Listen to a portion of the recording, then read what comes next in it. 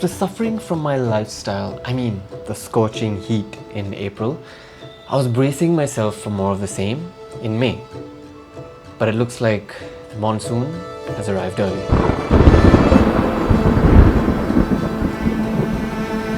It's as if the gods were mocking me.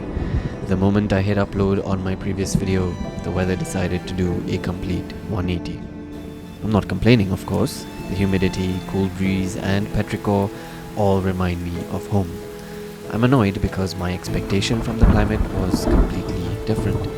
No one enjoys sudden and dramatic changes. They certainly throw me off. Even if I don't show it and might relatively efficiently adapt to changing environments that are out of my control, it doesn't mean I'm having the time of my life. It's not just the weather that can be unpredictable and unreliable, people can be too. I wouldn't go as far as calling myself a control freak, but I do actively chase moments where I feel like I am steering the ship that is my life. Growing up shy and introverted, I developed habits and behavioral patterns that made me, generally, reclusive. I take time to warm up to new people. My expressions can be muted, my replies dry, or I might simply be extremely quiet in a group setting. It may come off as rude, but in that moment, I'm not feeling my best self and I'm simply retreating to my happy place so that I can feel like I have at least some control. But the problem with being reclusive is that when life gets hard, I don't ask for help. I just power through. Because others don't do it quickly enough, or they don't do it the right way, or explaining things to them takes more energy than just doing it myself. All of this just adds to the problems and I'd rather just not deal with it. I'm kind of in this weird flux between being a people pleaser, where I think avoiding conflict situations is better than solving them, and being hyper independent, stemming from past trauma that has taught me that relying on others is unsafe or leads to disappointment. So on one hand, I am trying to achieve a state of self-sufficiency to such an extent that my own hyper-independence is becoming detrimental against me, since I refuse to seek someone else's help because it may make me look weak. So I suffer in silence under the guise of calling it strength. And on the other hand, if someone asks for my help, I prioritize their needs and desires above my own, often to the point of neglecting my own well-being, which leads to difficulty advocating for myself or setting boundaries.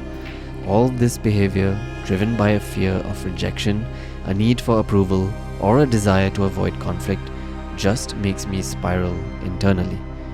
You notice my problem now? I help others with their problems while quietly drowning in my own. I might crave attention, but only on my terms, and sometimes that means missing out on that completely. I blend in to maintain decorum, but I feel unseen, making me ponder, what even am I? I'm a rock that people can rely on, but who is noticing my essence being slowly chipped away, being shaped by forces that are beyond me? It's amusing to think that all of these traits have also seeped into my work. YouTube, I'm a one-man army, writing, filming, editing. My freelance gigs, same thing. No attachments to companies, no corporate chains, no getting tied down. The word freelancer literally means a free lance, a mercenary for hire.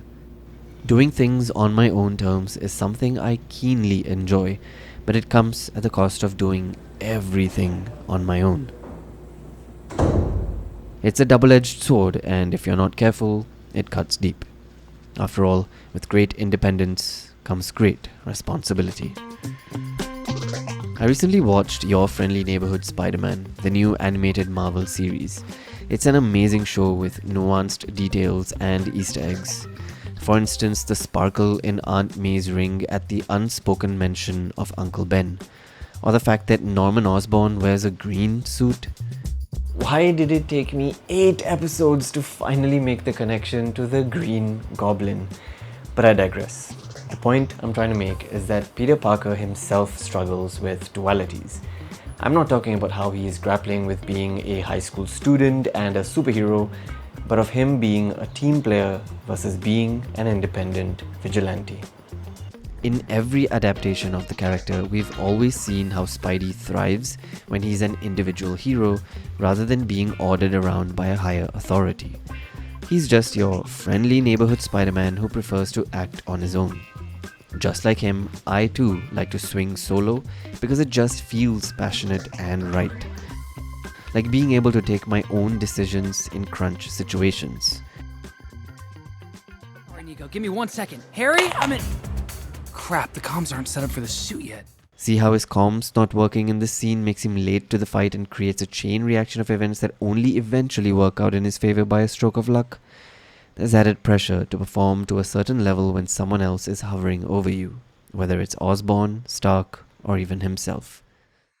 To maximize his potential, Spidey has to be independent in order for him to be the superhero his city needs him to be. And I think to maximize my potential, I have to be independent too, so that my art can flourish. Peter has his circle, people who ground him emotionally, keep him sane, and call him out when he's slipping. That's the balance. Even when you're independent, you need people who understand your silences, who don't demand explanations for your introverted phases or when you choose to be socially distant. Not to be confused with COVID-19 social distancing, since it's on the rise again. Never mind. In an effort to hit a hard reset and to genuinely make an attempt at resuming my routines, which had been affected since my move to India and the summer heat, I'm learning to be somehow, ironically, more independent. Not the toxic, hyper-independent kind, but the kind where I take accountability for my needs.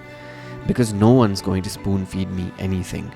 I have to be my own superhero to take care of me.